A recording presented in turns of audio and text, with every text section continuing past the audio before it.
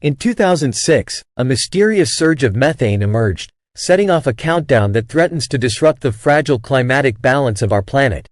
Scientists rushed to identify the source, expecting to find a corresponding increase in fossil fuel emissions, but to their surprise, there was no correlation. For 16 years, this powerful greenhouse gas has continued to rise, causing widespread alarm.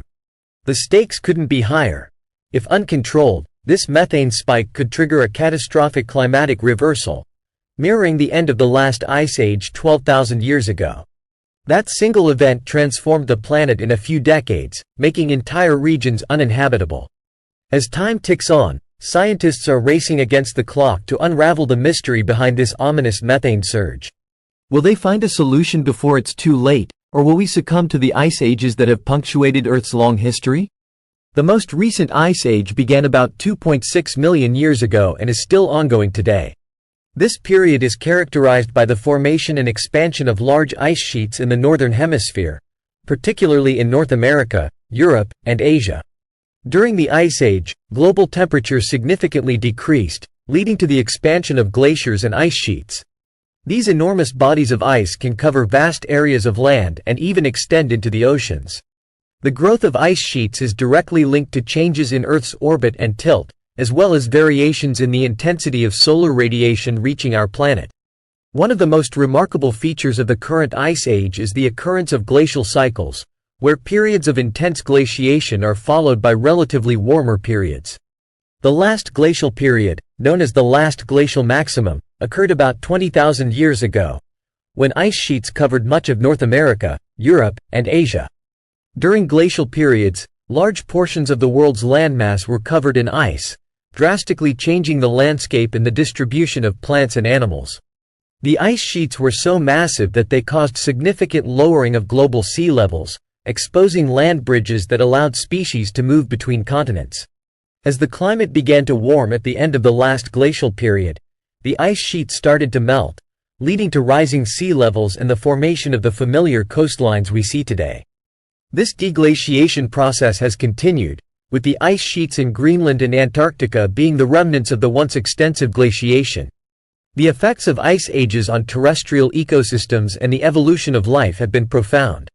During ice ages, many large animals, such as mammoths and saber-toothed cats, went extinct. This was partly due to hunting by humans, but also due to the large climatic changes that made survival difficult. Even though the climate is warmer now, Earth is still technically in an ice age. It's just an ice age where glaciers no longer cover much of the planet as they once did. These major climatic shifts, where we transition from having a lot of ice to having less, are called ice age termination events. These events occur in three main stages, but exactly where one stage ends and the next begins can be challenging to pinpoint. Before continuing, make sure to press the subscribe button to stay updated with our future videos. How does Earth reach an ice age termination event? During a glacial period, massive ice sheets and glaciers worldwide expand to their maximum size, covering vast regions of land and sea. Eventually, something causes that ice to melt, marking the end of a glacial period. This process of ending a glacial period is called a termination event and typically occurs in three distinct phases. The first phase is called the onset of deglaciation. This slow but steady increase in global temperatures marks the beginning of the end of the glacial period, typically lasting several tens of thousands of years. This process is often driven by changes in Earth's orbit, known as Milankovitch cycles. These cycles primarily refer to variations in Earth's tilt and orbit around the Sun. The first Milankovitch cycle is eccentricity, which describes the shape of Earth's orbit around the Sun. Currently, Earth's eccentricity is around 0.017, so our orbit is quite circular. However, when Earth's orbit is more elliptical, the difference in solar energy, or insolation, received between the closest and farthest points can vary greatly. This eccentricity cycle has a periodicity of about 100,000 years, and past glacial-interglacial transitions have aligned well with this cycle, occurring approximately every 100,000 years. Another important Milankovitch cycle is the tilt of Earth's axis. This change in the tilt angle also affects the distribution of solar radiation received by the planet. Analysis of the last 800,000 years reveals a strong correlation between these events and the termination of ice ages. Currently, axial tilt is decreasing from its maximum value, which in theory should reduce melting effects on ice sheets. Another factor is the precession of Earth's axis, which affects the timing of seasons relative to Earth's orbit around the Sun. This cycle operates on a timescale of about 19,000 to 23,000 years and shows regular alignment with termination events. While the correlation is not perfect, it seems that the combination of these factors drives the termination event. As the ice melts, darker ocean or land surfaces are exposed, which absorb more sunlight and lead to further warming and melting. This process accelerates, bringing Earth into a period of rapid warming known as complete deglaciation. During this phase, significant ice melt and sea level rise occur in a short period, usually decades.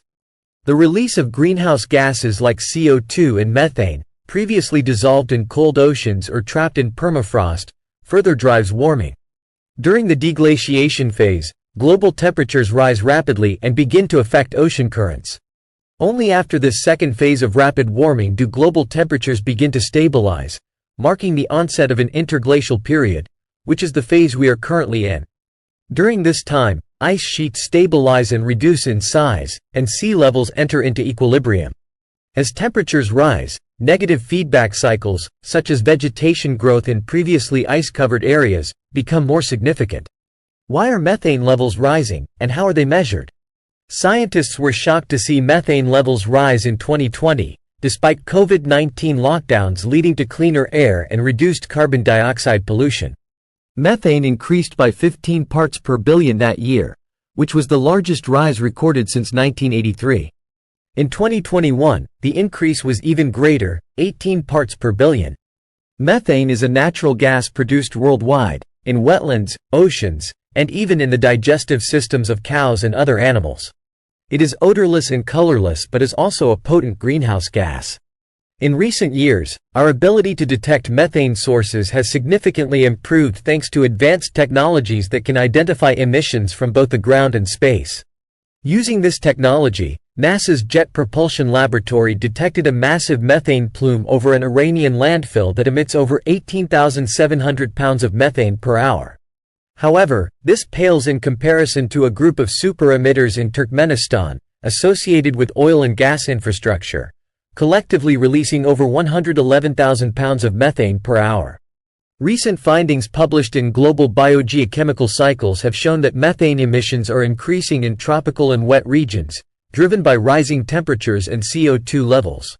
This has led to faster growth and decomposition of organic matter, resulting in higher methane release rates. Permafrost regions, which store vast amounts of carbon, are also contributing to methane emissions as they thaw and release trapped organic material. What does this mean for us? Data shows that agriculture and waste sources have contributed to about half of the recent increase in methane emissions we've seen since 2000. The other half is believed to be driven by natural biogenic processes, especially the wetland feedback cycle. Now, the interesting thing is that while the current level of global biogenic methane emissions is still within the historical normal range, the speed and acceleration of this trend are extremely high by all historical standards.